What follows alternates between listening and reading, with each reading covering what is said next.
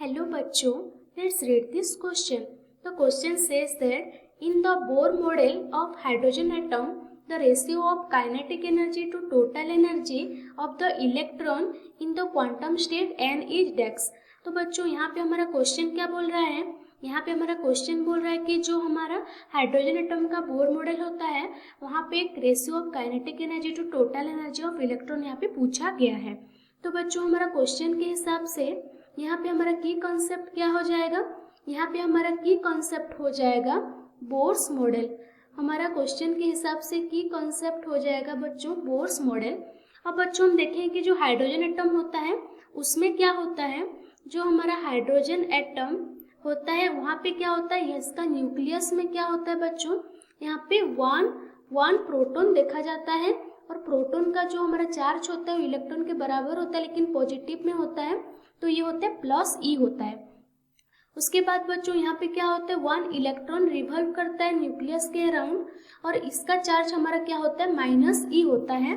तो बच्चों यहाँ पे क्या होता है, न्यूक्लियस के चारों ओर हमारा इलेक्ट्रॉन यहाँ पे मूव करता है जिसकी वजह से हम यहाँ पे क्या होते हैं कूलम्बिक फोर्स, यहाँ पे क्या होता है कूलम्बिक फोर्स यहाँ पे चार्ज होने के कारण डेवलप होता है, जो क्या होता है बच्चों K into E divided by R square, इसका वैल्यू होता है K E square by R square होता है।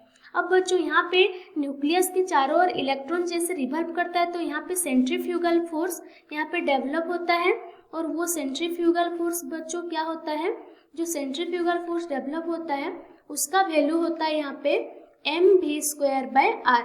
ये हमारा बच्चों सेकेंड इक्वेशन एंड जो कूलम्बिक फोर्स है ये बच्चों हमारा फर्स्ट इक्वेशन। यहाँ से हमको सॉल्व करने से यहाँ पे हमको मिल जाएगा वी स्क्वायर बराबर, यहाँ पे बच्चों वी स्क्वायर बराबर क्या हो जाएगा के, यहाँ पे बच्चों वी स्क्वायर बराबर हो जाएगा के E square divided by M R बच्चों यहाँ पे मिल जाएगा, जो हमारा इक्वेशन नंबर 3 है। अब बच्चों हम निकालेंगे हमारा kinetic energy and total energy. तो बच्चों यहाँ पे हमको पता है जो काइनेटिक एनर्जी होता है बच्चों वो क्या होता है, काइनेटिक एनर्जी जो हमारा इलेक्ट्रॉन का होता है, काइनेटिक एनर्जी यहाँ पे क्या होता है बच्चों हाफ एम वी स्क्वायर होता है। और बच्चों हमको पता है हम यहाँ पे वी स्क्वायर का वैल्यू निकाले के E square bye M are होता है, तो यहाँ पे हम पुट करेंगे वी स्क्वायर का वैल्यू, तो हाफ इंटू एम इंटू यहाँ पे आ जाएगा के E square bye M are. तो यहाँ पे हमारा काइनेटिक एनर्जी होता है उसका वैल्यू आ जाएगा के ई स्क्वायर बाय 2r। अब बच्चों हम देखेंगे कि जो पोटेंशियल एनर्जी हमारा क्या होता है उसको देखेंगे।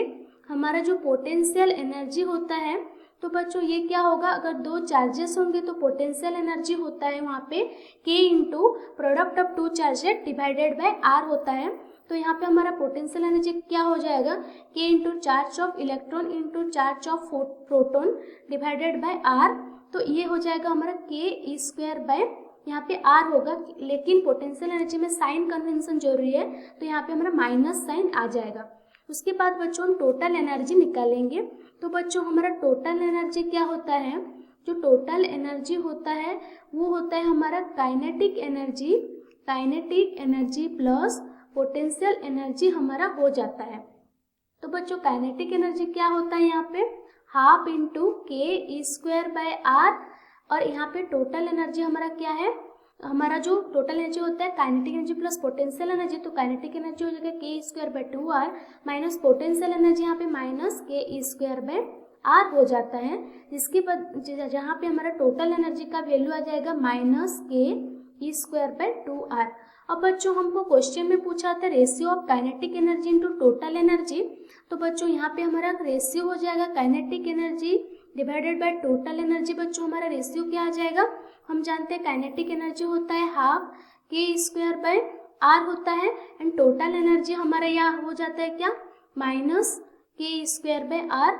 तो बच्चों अगर हम माइनस को यहाँ पे मैग्नीट्यूड लेंगे तो उसकी वजह से क्या होगा बच्चों, हमारा magnitude of kinetic energy divided by total energy अगर हम लेंगे तो यहाँ पे हमारा रेशियो आ जाएगा 1:1। यहाँ पे हमारा रेशियो हो जाएगा 1:1। तो बच्चों ये हमारा हो जाएगा फाइनल आंसर। तो बच्चों हमारा क्वेश्चन पूछा था in the Bohr's model of hydrogen atom the ratio of kinetic energy to total energy of an electron in the quantum state is, हमारा करेक्ट आंसर हो जाएगा 1 रेशियो 1 हो जाएगा हमारा ratio of kinetic energy to total energy of an electron. I hope you understood it well. Best of luck. Thank you.